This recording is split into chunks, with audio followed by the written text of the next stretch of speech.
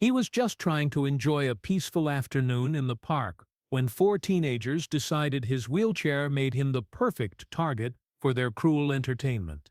They laughed at the 81-year-old veteran, mocked his inability to walk, and recorded it all for their social media followers. What they didn't know was that Robert "Tank" Sullivan wasn't just any disabled veteran.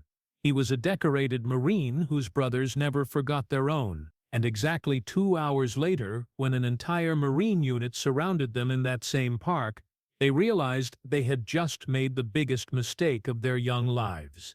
Memorial Park in Cedar Ridge, Ohio, was exactly the kind of place where time moved slowly and peace came easily. The 40-acre park featured a serene pond surrounded by oak trees, walking paths that meandered through carefully maintained gardens, and enough benches to accommodate the elderly residents who made it their daily destination. On Sunday afternoons, the park became a gathering place for families, dog walkers, and anyone seeking a quiet retreat from the bustle of modern life.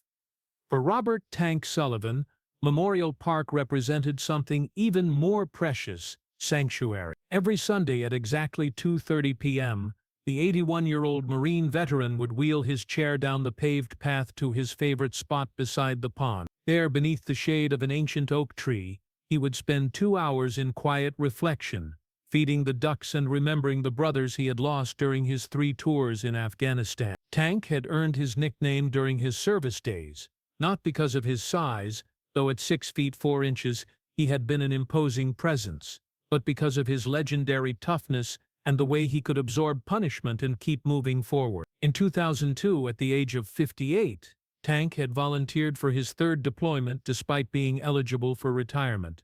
He had wanted to serve alongside the younger Marines, to share his experience and help bring them home safely. The IED that changed everything had been buried beneath a road that Tank's unit had traveled dozens of times before.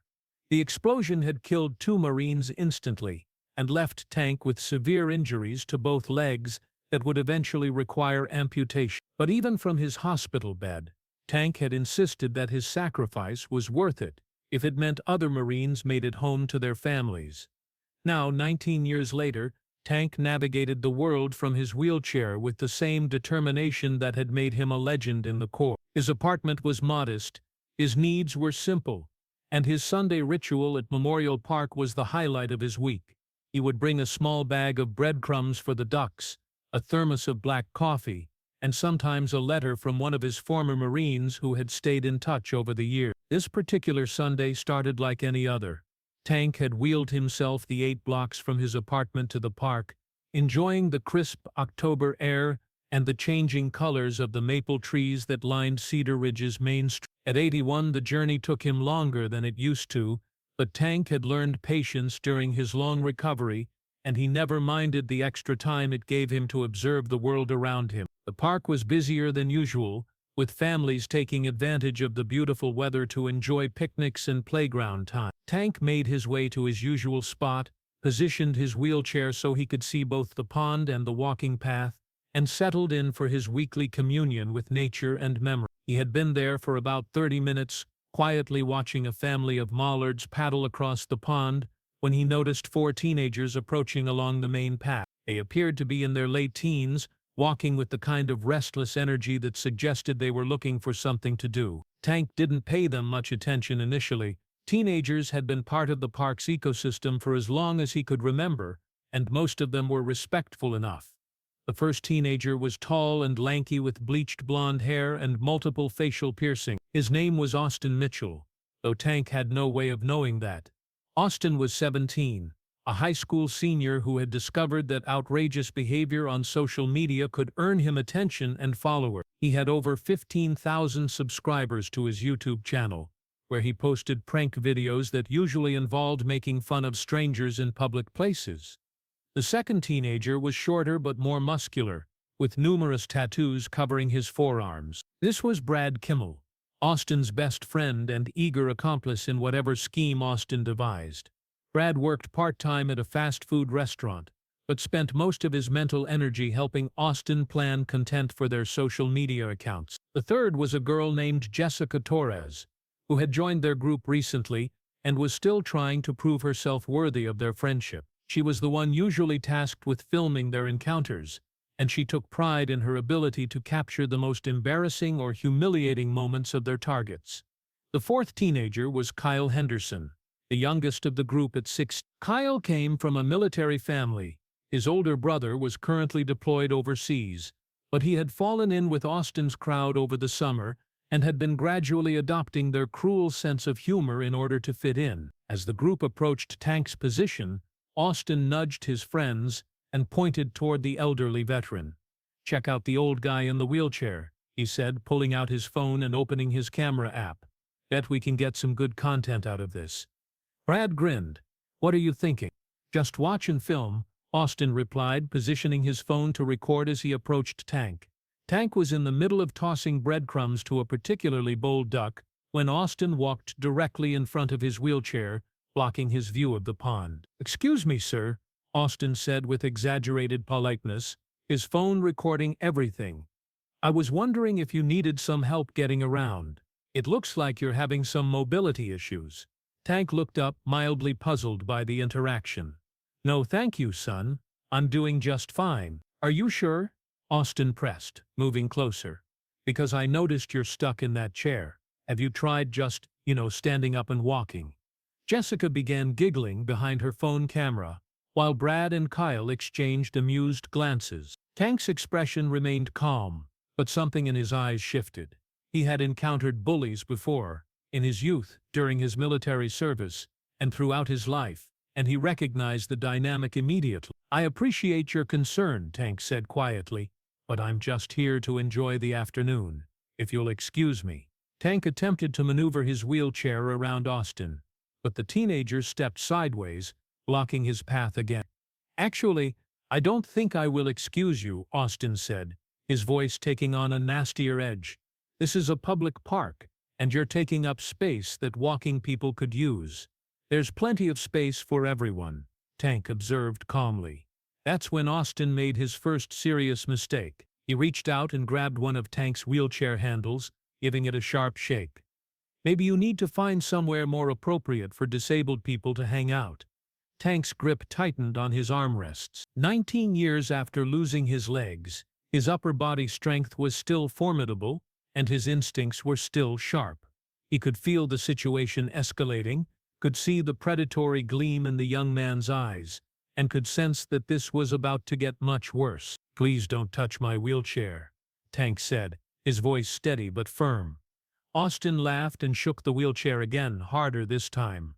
"Or what? You're going to chase me? You can't even stand up." Brad stepped forward, emboldened by his friend's aggression. "Yeah, what are you going to do? Roll over our feet?" Kyle, caught up in the momentum and desperate to impress his friends, added his own taunt. "Maybe we should tip him over and see if he can get back up." Jessica continued filming, capturing every moment of their cruelty, for what they assumed would be entertainment for their online audience. But what happened next would change everything, because Robert "Tank" Sullivan wasn't just any 81-year-old disabled veteran. He was a Marine with a service record that commanded respect at the highest levels of the military. Tank had served as a reconnaissance Marine conducting classified missions deep behind enemy lines. His 3 tours in Afghanistan had earned him 2 Purple Hearts, a Bronze Star with V device for valor, and a reputation as one of the toughest Marines of his generation. More importantly, Tank had mentored dozens of younger Marines during his service, many of whom had gone on to distinguished military careers of their own. Austin, still filming with his phone, decided to escalate things further. "You know what? I think this old guy needs to learn some respect for people who can actually walk." He pushed Tank's wheelchair hard enough to send it rolling backward several feet. Tank managed to break his wheelchair before it hit the tree behind him, but the message was clear. These young people weren't just being rude, they were being violent. And in Tank's experience, violence against the disabled rarely stopped at one push. "That's enough," Tank said, his voice carrying a new authority that made all 4 teenagers pause momentarily. But Austin was too caught up in performing for his phone camera to recognize the warning. "Did you just tell me what's enough?" "I don't think so, old man." With that, Austin grabbed both handles of Tank's wheelchair and gave it a violent shake, causing the elderly veteran to grip his armrests tightly to avoid being thrown from his chair. "Look at him," Austin said, still recording. "Can't even stay steady in his own wheelchair. This is going straight to YouTube." For a moment, there was silence except for the cruel laughter of the four teenagers. Then Tank slowly pulled his old flip phone from his jacket pocket. The teenagers were too busy high-fiving each other and reviewing their recorded footage to notice that Tank was making a call that would change their lives forever. "Sergeant Rodriguez?" Tank said when someone answered. "It's Tank Sullivan. I need a favor." The voice on the other end belonged to Miguel Rodriguez, who was now a master gunnery sergeant at the nearby Marine Corps Reserve Center. Rodriguez had served under Tank during his second deployment to Afghanistan, and Tank had saved his life during a firefight in Helmand Province. "Tank, are you okay? You sound stressed." "I'm fine, Miguel, but I'm sitting in Memorial Park being harassed by four teenagers who think attacking disabled veterans is entertainment." There was a pause. When Rodriguez spoke again, his voice had changed completely. "Give me your exact location." Tank provided the details while Austin continued filming, now narrating for his video audience about how hilarious it was to mess with crippled old guys. "Miguel," Tank continued, "these kids are recording this whole thing. They seem to think humiliating militia veterans is content for social media. Are you in immediate danger? Not physically. But Miguel, these aren't just kids being kids. They're dangerous, and they're targeting someone they see as helpless. Tank, stay on the line. Help is already on the way." What Tank didn't explain, and what Austin, Brad, Jessica, and Kyle couldn't possibly have known, was that Miguel Rodriguez was currently overseeing a training exercise with 30 Marines at the Reserve Center, which was located just 15 minutes from Memorial Park. As Tank ended his call and slowly worked on repositioning his wheelchair, Austin was still recording and providing commentary for his social media audience. "This is what happens when old people can't accept their limitations," Austin said to his phone camera. "Sometimes you just have to show them their place." Brad and Kyle were still laughing, completely oblivious to the fact that Tank's phone call had just triggered a military response that would arrive with overwhelming force. Jessica lowered her phone briefly. "Maybe we should go. People are starting to stare." Indeed, other park visitors had begun to notice the commotion. An elderly woman walking her dog had stopped to watch with obvious disapproval. A young father with his children had paused his picnic to observe the situation, but none of them intervened. They simply watched as four teenagers continued to torment an elderly disabled veteran. "We're not going anywhere," Austin said, positioning himself directly in front of Tank again. "This is just getting good." That's when Austin made his second serious mistake. He reached down and grabbed both armrests of Tank's wheelchair, leaning in close to the elderly veteran's face. "You know what I think?" Austin said, his face inches from Tank's. "I think you're just a pathetic old man who wants attention. I think you're faking half your problems just to get sympathy." Tank looked directly into Austin's eyes with an expression that had once made enemy combatants reconsider their life choices. "Son," he said quietly, "you have no idea who you're talking to." "Oh really?" Austin laughed. "And who exactly are you supposed to be?" Tank smiled for the first time since the harassment began. "I'm someone whose friends are about to arrive." Exactly 18 minutes after Tank's phone call, the sound of vehicles began echoing through the peaceful park. At first, park visitors assumed it was just routine maintenance or park services.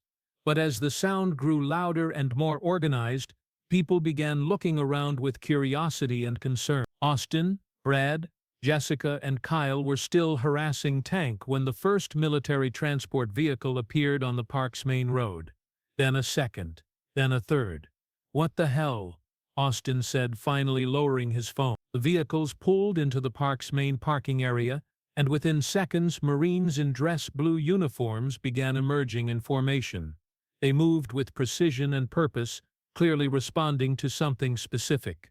Tank's smile widened. "Boys and girls," he said calmly, "I'd like you to meet some friends of mine."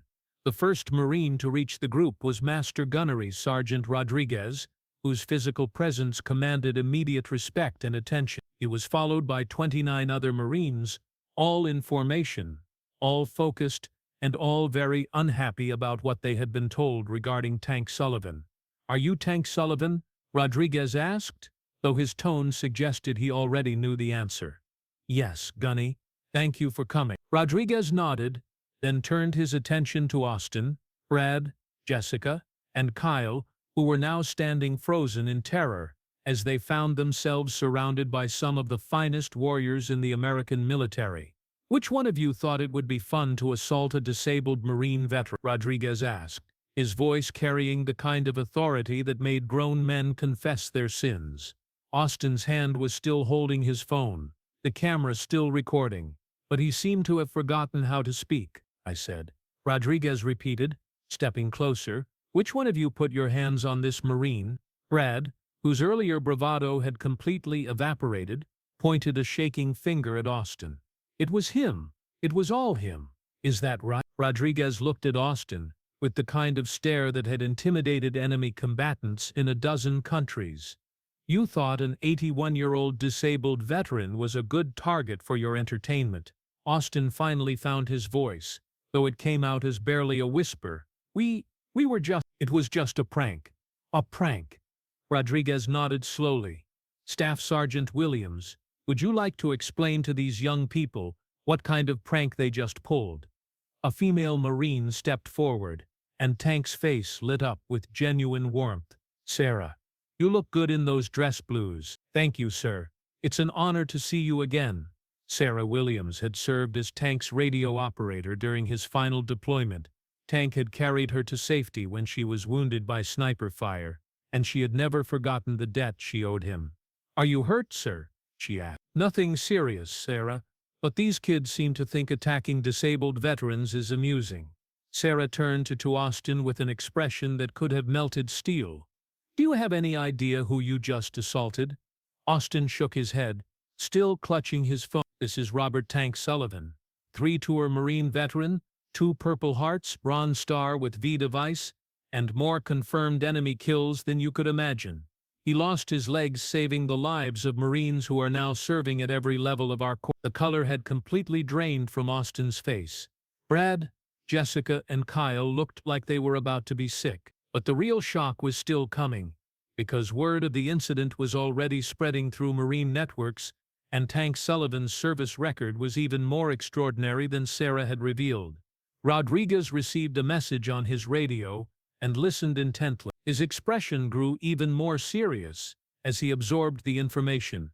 "Mr. Sullivan," Rodriguez said, "I've just been informed by Marine Corps headquarters that you're not just any veteran. According to official records, you're Robert Tank Sullivan, recipient of the Navy Cross for actions in Afghanistan that are still classified."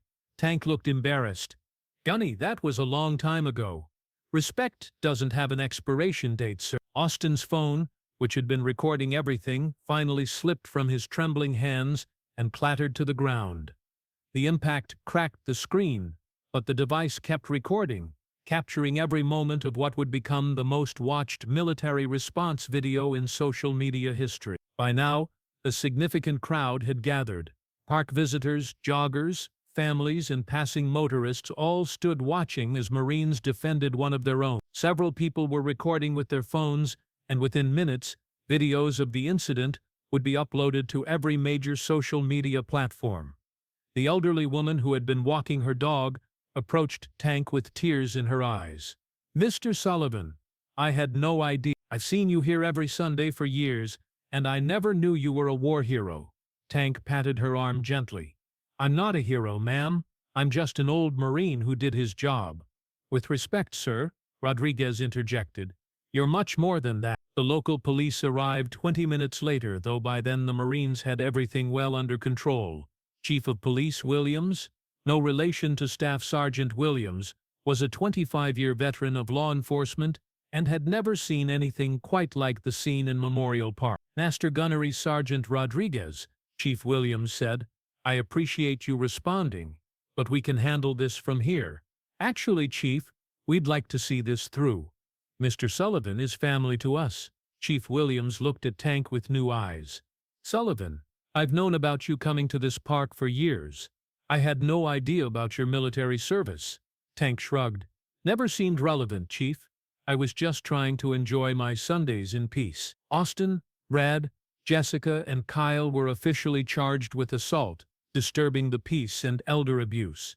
But their legal troubles would be the least of their problems. The video Austin had been recording on his phone automatically uploaded to his social media accounts, where it was immediately seen by his 15,000 YouTube subscribers. But instead of the laughs and likes he had expected, the response was swift and brutal. Within 2 hours, the hashtag #JusticeForTank was trending nationally.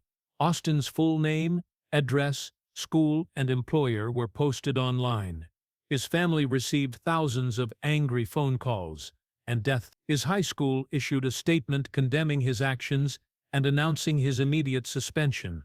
Brad lost his job at the fast food restaurant within 3 hours of the video going viral. Jessica was expelled from her community college. Kyle's military family disowned him publicly, with his deployed brother issuing a statement saying he was ashamed to share the same last name. But perhaps the most powerful response came from the Marine Corps community itself. Tank's story was shared on Marine Corps social media pages, veteran forums, and military support networks across the country. Donations began pouring in to support Tank, though he politely declined all monetary offers and asked that contributions be directed to disabled veteran programs instead. 2 weeks after the incident, Tank received a letter from the commandant of the Marine Corps thanking him for his service and informing him that he was being awarded the Marine Corps' highest civilian honor for his lifetime of service and sacrifice. The ceremony was held in Memorial Park, with Marine officials, local dignitaries, and hundreds of residents in attendance. Master Gunnery Sergeant Rodriguez presented the award personally, and Tank finally received the public recognition that his classified service record had never allowed. Austin, Brad, Jessica, and Kyle were sentenced to community service at the local VA hospital, where they spent 6 months helping disabled veterans with daily tasks and listening to their stories. It was a humbling experience that none of them would ever forget. Austin eventually issued a public apology video, though by then his social media career was permanently over. He used the experience as a wake-up call, eventually enrolling in community college and volunteering at veteran support organizations. Brad found new employment at a company owned by a veteran who believed in second chances but made it clear that any disrespect toward military personnel would result in immediate termination. Jessica transferred to a different college but continued to volunteer with disabled veteran organizations, saying that meeting Tank had taught her the true meaning of service and sacrifice. Kyle worked to repair his relationship with his military family and eventually enlisted in the Marine Corps himself, determined to honor the example that Tank had set. When Tank passed away at age 83, his funeral was attended by Marines from across the country, along with Austin, Brad, Jessica, and Kyle, 4 young people whose lives had been forever changed by their encounter with a true American hero. The lesson of Tank Sullivan lived on, that strength comes in many forms, that heroes often hide in plain sight, and that true courage is shown not in how we treat those who can defend themselves, but in how we treat those who appear vulnerable. This story reminds us that our disabled veterans deserve respect, not ridicule. They sacrificed their bodies so we could live in freedom, and the least we can do is treat them with the dignity they've earned. If you believe our disabled veterans deserve better, hit like, type respect in the comments, and subscribe to honor their memory, because some battles are fought long after the war ends, and some warriors never stop serving.